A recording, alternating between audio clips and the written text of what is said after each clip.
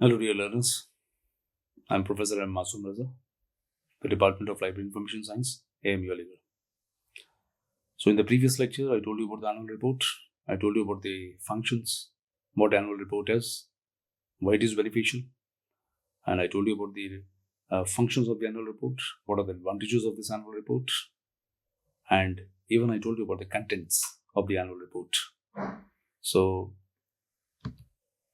just I'll show you the format of the annual report. Here you can see the general format. When you are preparing the annual report, the format is like this, you can see. So you have to give the name, nature, and establishment of the library, then the area which it is catering to, whether it comes under the rural or urban, that you can give. Then you can give the working hours, and then number of days it remains open and closed. That information you can give. Second, you can see the client, information about the client, how you can enter. In the previous lecture, I told you that information about the client is very important. So here, in this format, you can give information about the client. You can see the total number, those who are total number of the members, how many members are there in your library, and how many are male, how many are female, how many are children. That information you can give. And because in public libraries, you will find we have a children section also. So how many, anybody above 5, they can become the member of the public library. And if you can have a separate collection for them, you can have the separate activities for them, separate programs for them, and then you can just have a separate section which organizes the programs or organizes the activities for the children, because the idea is to engage them in a young age. If you try to engage them, train them in a young age, so definitely they will become a permanent users of the library. Otherwise, you cannot inculcate this habit when they have grown older. So try to catch them in a young stage and try to make them library centric whenever they want to just whether they're trying to come for a leisure learning or they're trying to come for a serious learning. And if at the age of beyond the age of 5, if they're ready to come and they wanted some books related to their discipline subject, even that should be available. Or if they're coming for the leisure, that even those things should be available. If they're coming only for the leisure purpose, at least a novel or recreational books that should be available. And try to have the illustrated books which they can easily understand, or try to have some storytelling hours for them, or try to have some films with proper motives and all that. You can organize things, you can have that sort of collection, you can have a video library, and easily it can be channelized. So had it been an academic library, just suppose, because I'm talking about the public library, had it been an academic library, then the breakup could have been different. The breakup could have been how many undergraduates, how many graduates, how many postgraduates, how many faculty members. This kind of things you could have given. Or just suppose it is a college library, then it is how many males and females, how many your undergraduates and how many graduates. That information, this is how you can just collect the information about the clients. And you can see here the total number of active members. Means you have two categories, the active and passive. Those who are actively using the library, that also you can get. Those who are simply the members and not simply coming for the issue and return, they are not otherwise active in any of the, they are not participating in any of the programs, they can be considered as a passive user. Or maybe those who are coming for the issue and return after 2 years or 3 years, so those type of users, they can be counted as a passive member. And any new member which have been added probably in the last year, so that information you can give. Then what are the different conditions of the membership, and then the ratio of members to the total population. Just suppose your library is catering to a population, so how many are members and how many are not members, at least just a ratio. Just suppose your library is catering to a population of 5 lakhs and hardly you have the member of 1000, so you can have a ratio, okay, for every 5 lakh you have only 1000 users. So then you can devise your strategy, or you can have your own mechanism how to popularize your library. So when you have to popularize your library, definitely you need some content, and this annual report can be a wonderful content. If you want to go between the public, tell them what you have and what services you have, and you can exclusively tell them this is all free of cost. You are not going to charge anything for any service, for any issue and return, for even for taking the membership. You are not going to charge anything from anyone. So thing is, try to popularize and publicize. And if the moment you popularize and publicize your library through annual report, or there can be other means also. This one of the means is the annual report. If you try to popularize your library, so definitely you will get more members. But for that, mentally you have to be prepared that you require more infrastructure, you require better collection. So definitely you have to send a requisition to the government to enhance the facilities and enhance the capacity of the library. So that will be a later part of it, but initially at least you should start doing it. Then again, you can see the format, especially in the technical services, you can have how many books or the periodicals you have in your stock, and same you can have for the technical services, especially in the book stock. When you have to give information about the total collection, you can give the total information like volumes that you are having in the beginning of the year, because ultimately there is always a comparison. How many volumes you were having in the beginning of the year, it means what was the total collection in the beginning of the year. And now, because annual report you are compiling in the end of the year, so you have to give information about how many volumes now you are having in the end of the year. So it can be easily gauged, or it can be easily measured what is the increase on the 1st January, what was the case, and on 31st December, what is the case now. So at least it can be easily measured how much books have been procured, how many books have been acquired, how many have been technically processed, means how many have been classified, and how many have been catalogued. So, and how many volumes have been withdrawn. Definitely, because some of the books or some of the titles which are not in use, they are withdrawn also. So you have to give information about the withdrawn titles. Then the volumes which are at the time of the closing, how many volumes you have. Then the number of current periodicals you are subscribing, how many titles you have subscribed, and the total number of volumes in the stock per head of the population. That also you can work out. So similarly, for the technical section, you can see here whether the book stock is classified or not, means how many have been classified, which classification scheme you are using, and which cataloging scheme you are using. First, what type of arrangement you have, a dictionary, classified, any type of arrangement you have. Then about the physical form of the catalog, you have to give information. Or if you have card or bookshelf, or so shelf list, whatever you have, that you have to give information. Or even about the manuscript, typed, printed, whatever type of manuscripts you have, that also information you have to give in the technical services. Then regarding the staff, I told you staff is also one of the component of this annual report. So regarding the staff also, you have to give the information. So total number of employees, and then how many are professional, and how many are semi-professional, and how many are unskilled. So this information also has to be given in the annual report. So this is how your format looks like. Because this information is collected from different sections, and when the information reaches at one place, then you are supposed to compile this annual report. So this gives you information about the revenue, the salary. You can see here it gives you information about how many have been indexed, how many documents, how many titles have been indexed, abstracted. And then if you are having any service, especially in the public library, we have a service called mobile library service. This again, it is extramural activity, and if you are providing it, so how many villages you have visited on an average, and how many books you have issued or returned, that information has to be included here. Then for the cost accounting, the cost of service per book, and then what is the cost of service per reader, that you can calculate, and the budget provision, what is the budget provision per readership or per capita. So this information can also be included. Then last part, I'll give you some information about the compilation, how it is compiled basically. So these are the steps. These are the 8 steps which we see here. They have to be accomplished. Then only you will be able to get the right data from different sections.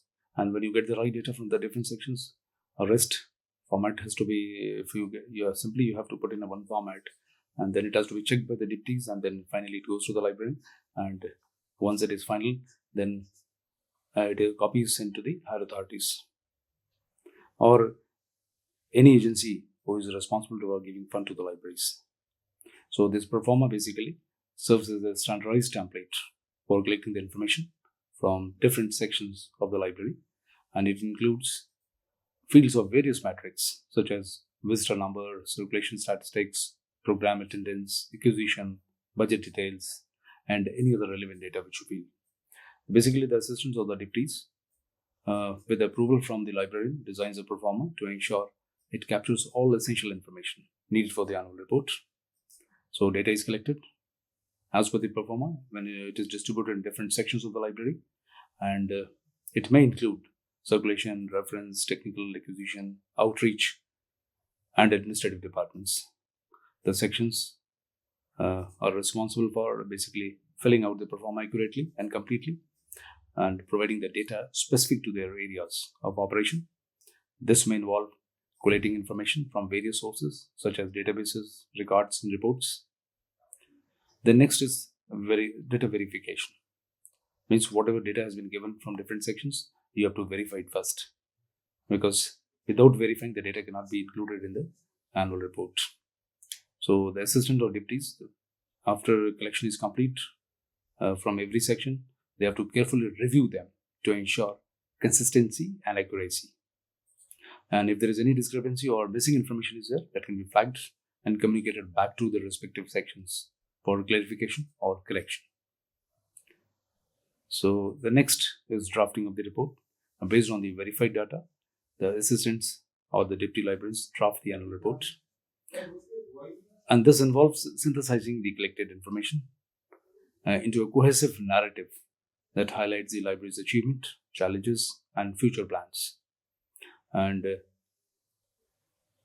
the report typically includes an introduction providing context for the year's activities, followed by detailed section covering each aspect of library operations.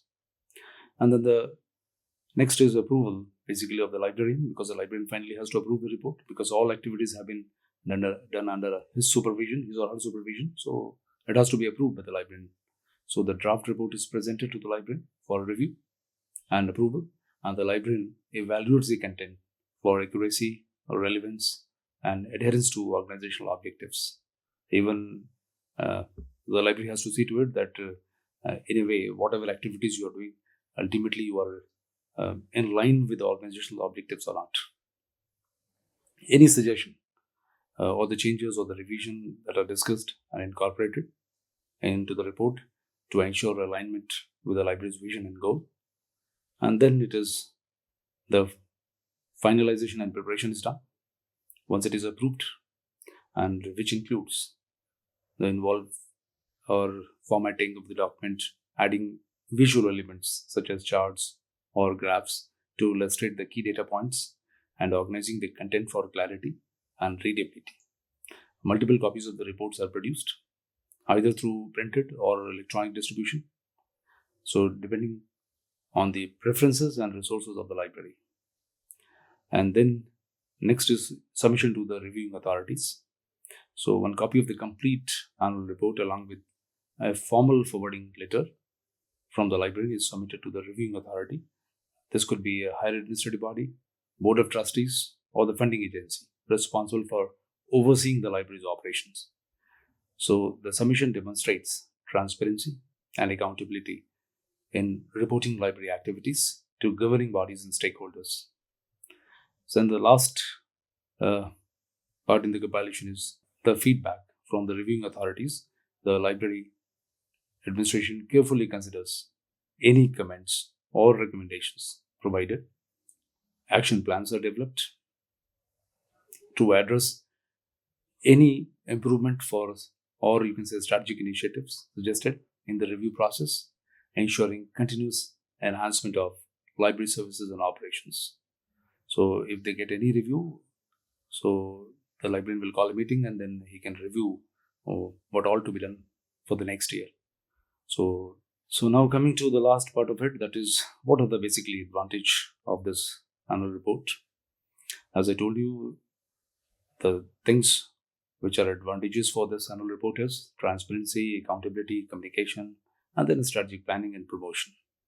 So when I say transparency, it means this annual report provides transparency about the library's activities, accomplishments, and challenges. They offer stakeholders, including patrons, staff, governing bodies, and funding agencies, insight into how the library operates and how user resources are utilized. So anybody can see where they are spending and how they are spending. Then accountability, definitely. When your library is getting money from different stakeholders, so they have to be responsible enough to show what they are doing. So by documenting the library's performance over the past year, the annual report holds the library accountable for achieving its goals and objectives, and they provide a basis for evaluating the effectiveness of library services and programs. And third is communication. Definitely, it tries to communicate what you have done. So annual report serves as a communication tool, allowing the libraries to effectively communicate with the stakeholders about its achievement, initiatives, and future plans. And it helps build trust and confidence among the stakeholders by demonstrating the library's commitment to transparency and accountability. Then strategic planning, because the annual report also provides valuable information for strategic planning and decision making. So as they highlight the areas of success and areas for improvement, guiding future initiatives and resource allocation to align with the library's mission and goal. Then definitely last advantage can be the promotion. You can always, this can be a tool for promotion. As you are trying to showcase the library's services, collection, and impact within the community, they help to raise awareness about the library's value and encourage community engagement and support. There are some disadvantages also. So you can see these are some of the disadvantages, such as it is resource intensive. Compiling an annual report requires significant time, effort, and resource, particularly in collecting and analyzing the data from various sources within the library. This can strain limited staff and budget resources. So that's why it is literally straining for the staff, especially in the smaller libraries with fewer number of staff or personnel. Next, complexity. You can see the annual report can be complex, especially for the large libraries with diverse programs and services. So condensing a year's worth of activities and outcome into a comprehensive report may be challenging, and there's a risk of overlooking or omitting important information. Third, you can see the lack of standardization. There may be lack of standardization in the format also, and the content of the annual report across the libraries, making it difficult to compare the performance and outcomes between institutions, and this can hinder the benchmarking efforts and limit the usefulness of the annual report. When you compare the format of different libraries across the universities, you will find the format is altogether different. Since there is no standard format, so benchmarking or comparing becomes difficult here. Then we have limited audience reach, and that despite efforts to disseminate annual report to stakeholders, there is risk that they may not reach or resonate with all intended audience. So patrons and community members may not be aware of or interested in reviewing the annual report, reducing its impact and effectiveness as a communication tool. Then the last part is a potential for misinterpretation. So these annual reports may be misinterpreted or misunderstood by the stakeholders, particularly if the data presented is complex or not clearly explained. There is a risk of misinterpreting data or drawing incorrect conclusions, which can undermine the credibility and usefulness of the report. So here we have concluded the complete annual report with its format and with its advantage and with its disadvantage. Hope we'll start with a new area next time. Thank you.